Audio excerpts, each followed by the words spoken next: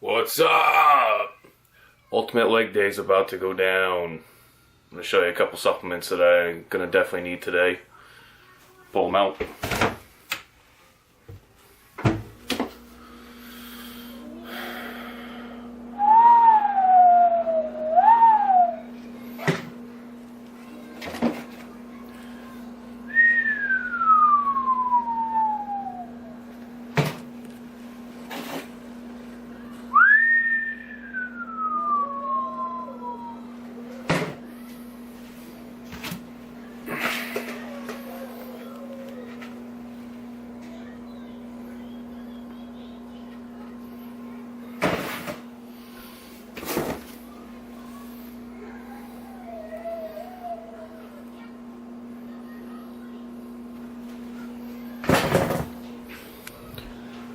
One more.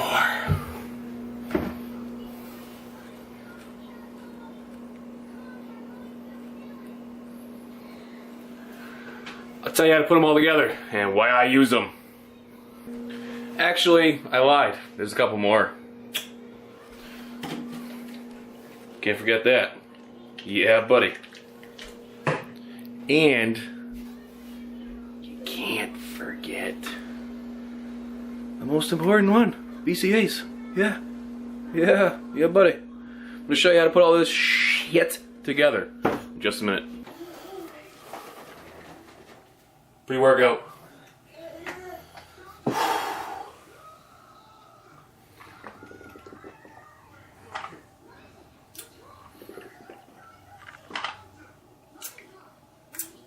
Oh.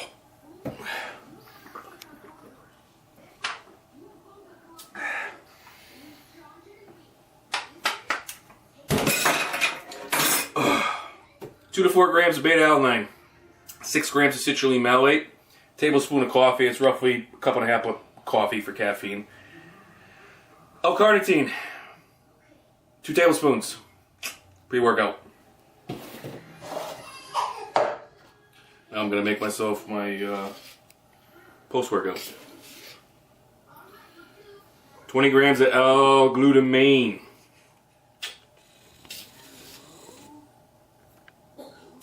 That was 20 grams, by the way. 1 scoop of whey protein powder. A lot of people do too. Unnecessary because I add in a little something. Just 1 scoop. This bad boy. This is going to be a lifesaver when you're beasting your workouts. I incorporate this about 40 minutes, maybe halfway into my workout. It's 50 grams of clean cut carbs, no sugars. It gets right in there. It's going to start recovering, repairing the muscle, flush out that lactic acid.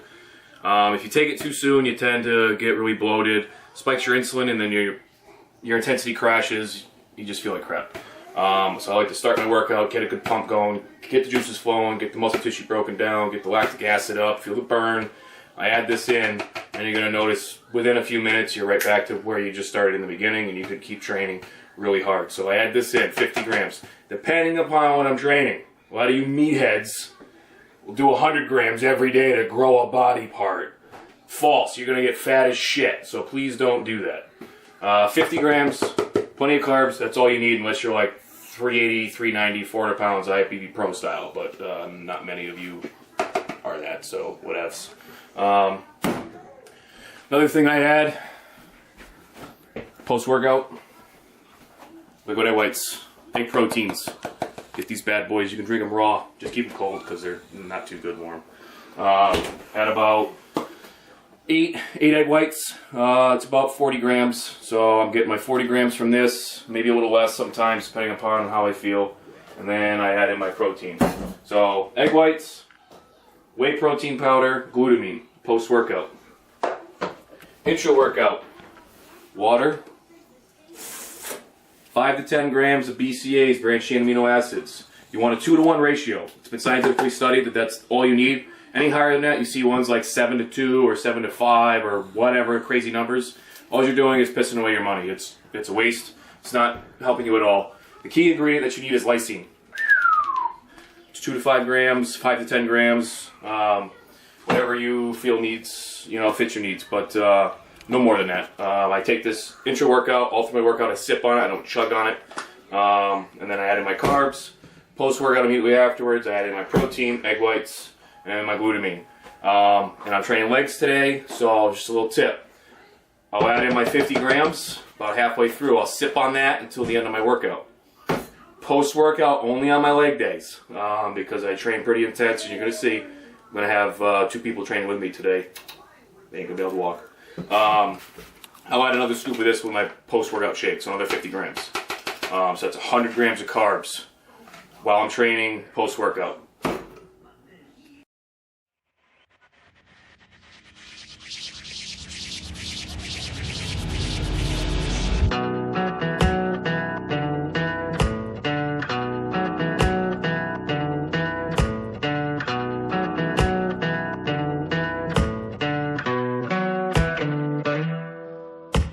Walk like I built this town. Steps so light, I barely touch the ground. And everybody wants to know how. Brick by brick, I put them in the ground. Walk like I built, walk like I built this. I do it for my people, family business. And everybody wants to know how.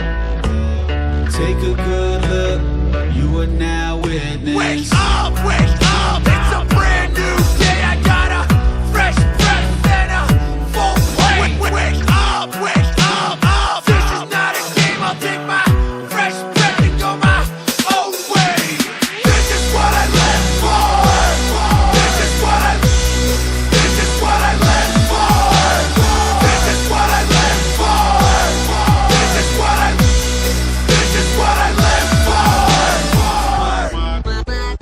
Measure my growth by the seasons. Limits don't exist if you don't give them reason. But everybody wants to know how. I built this dream and never had a doubt. Walk like I built this town. Steps so big, I shook the fucking crowd. Everybody's coming at me now. I'm never coming down. This is what I live for. This is what I live for. This is what I live for. This is what I live for. Don't look back. Don't look back at me and act like I didn't tell you everything I'm about.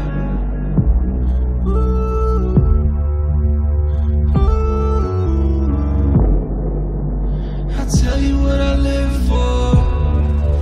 I'll tell you what I live for. Wake up, this is what I live for. This is what I live for. This is what I live for.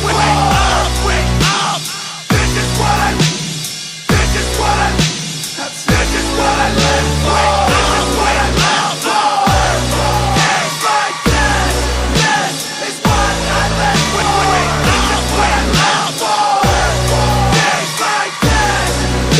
is what I live for. Wake up, this is what I live for.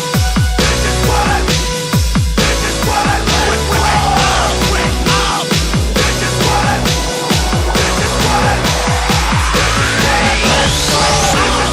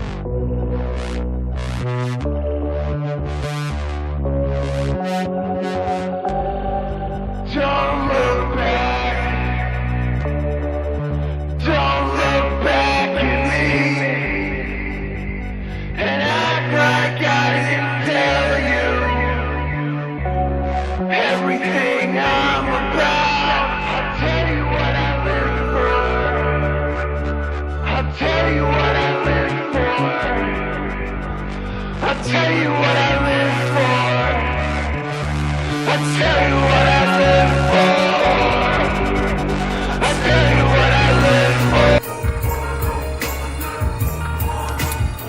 Post-workout shake, baby.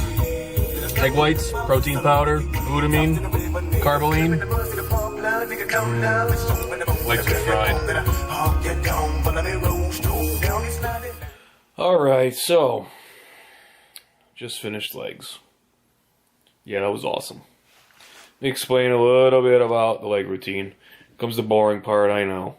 But started out with lying leg curls. I do these propped up.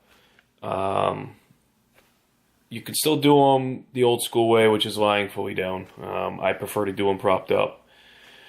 Couple reasons. Takes the strain off the lower back, as well as puts more tension on the muscle, which that's how I train. Big fan of just constant tension on that muscle. Makes the exercise a lot harder. You can't go as heavy. You can't use momentum. You can't jerk the weight around. So we started out with that. And the last set's a triple drop set. So you do 10-15 reps, drop the pin, 10-15 reps, drop the pin, 10-15 reps. Went back up to what I originally did. I did 25 partial reps at the very bottom of the exercise. Really tax out the hamstrings. From there, squats. Yeah, squats. These are brutal when they're done right. Everybody squats differently. I get a lot of questions as far as squats, how to squat, blah, blah, blah, you name it. The easiest way to really learn how to squat is to have somebody videotape you from the side without a ton of weight. Don't be doing this maxed out, but a heavy enough weight where you can hold your form, because I know if you go too light, you tend to get a little rocky. If you go too heavy, you're going to throw your form off. So just find the right weight. Have somebody videotape it. Take a look at where your knees are to your toes. Take a look at your pelvic bone, your lumbar. Make sure it's not rotating down. It's staying in good neutral alignment. Take a look at where your elbows, shoulders, neck, hips, knee, heel, toe, check it all. Look at all the angles. Adjust it, have somebody do it again, and adjust it until you get it right and perfect it. When you get that, that's your squat. Everybody does it different. Me, I squat a little bit wider. I can't go as deep as a lot of people can. They like to go really, really deep. I can't because it throws my back out of alignment. My hips rotate, puts a lot of strain on my lower back, which I'm not a fan of because that makes me unhappy. So basically where I stop is just parallel, a little less parallel to the floor. Now with these squats, I don't do a full lock-up stand. The reason for that is because I find for myself, and I find with a lot of people, is you're shifting the weight off the legs, which is what you're training. You're putting it all back into the back and the hip area with a full lockout at the top. I see a lot of people squatting to the top. You over-rotate the pelvic bone, push the hips forward, trying to activate the glutes. And you're going to end up hurting your back as well as your hips. So don't do this, please. So stop just before lockout at the top. 4-second negative down. And when you get to the bottom of your position, there's no pause, there's no exploding up. You just constant tension, squeezing glutes, hamstrings, quads. Squeeze, squeeze, squeeze all the way up. Get to that position. Should be already tense and squeezed, so you shouldn't have to over-rotate your hips forward to get the glutes activated. They should already be activated. And repeat down. The last set of these is another triple drop set. 10-15 reps. Drop the weight. 10-15 reps. Drop the weight. You're going to see on the last one that I do pulses. So I don't go all the way down to my normal squat position, and I don't come all the way back up. I stay right in between, and I just keep pulsing up and down. And all I'm doing is squeezing those quads, glutes, and hamstrings as hard as I possibly can through the whole movement until failure. And from there, we go to dumbbell squats. These are set up basically the same way as a squat. Take two 25-pound plates or two 10-pound plates, but some way to prop up your heels.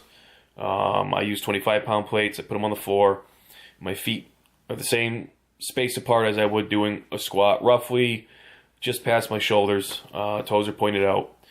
You're going to hold your dumbbells at your side. Keep them next to your shins. Let them ride your knee down to your shins the whole way through.